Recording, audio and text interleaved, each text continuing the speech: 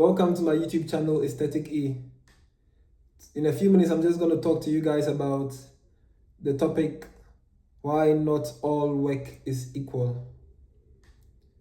We have a lot of tasks to do in a given day, and some of these carry more weights than the others. And so if you want to be more productive, it's best to learn how to prioritize. It makes things more effective and efficient. And the first point I want to give about that is about this concept I learned called the Pareto principle. This man, his name is Pareto. I don't know the first name, but his last name is Pareto. And he had a farm, and he realized that in his farm, there were like 20% of the plants were producing 80% of the fruits. And so that insight stuck with him, and he applied it to other fields as well. And he saw that even in life, like even in the economy, like 20% of people own 80% of the wealth and the land in a nation. And he applied it to various other areas. So that thing has become like a universal law, because when you really look at it, it also shows up in different areas in different ways. And one example is even in our productivity, our personal life. There are some tasks that when you do, they make you go further in your goals than some other tasks you do. And today, my mission here is to let you prioritize those ones, those 20%. You see, and those 20% are called the vital few. So every time in your list, you have to see the vital few. And how you can identify a vital few is to realize, like, does the needle get moved when you do it?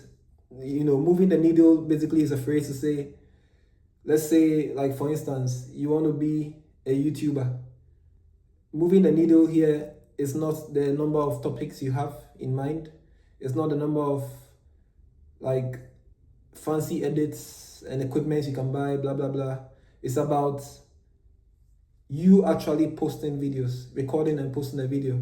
That's the needle. That moves the needle forward with your goal of becoming a successful YouTuber.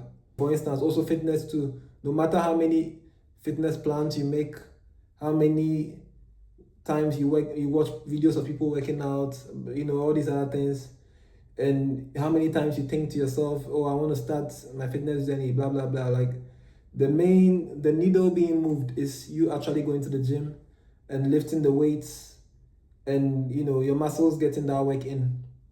You see, so in all of your goals, you have to see who moves the needle, and the vital few are the 20% of things that move the needle the fastest, and that's what you have to focus on. And also, you have to stay away from, like, the fillers. Some things that are just fillers, they are like fat. You have to trim the fat.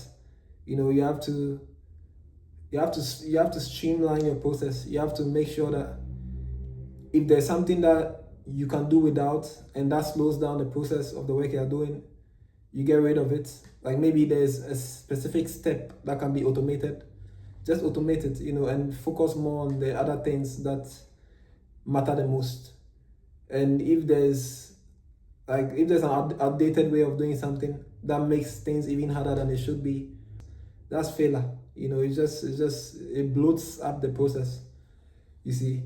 So look for failures in various parts of your day and your workflow, and see how you can trim them. Also, another trick I use it's not really a trick per se, but it's a technique or a philosophy of mine. And it's called front loading. You like to, amongst the vital few, you front load by putting the most difficult one and the one that takes more time in the front. So once you are done with the more demanding thing, you front loaded it, it makes it easier to move to the other less demanding ones.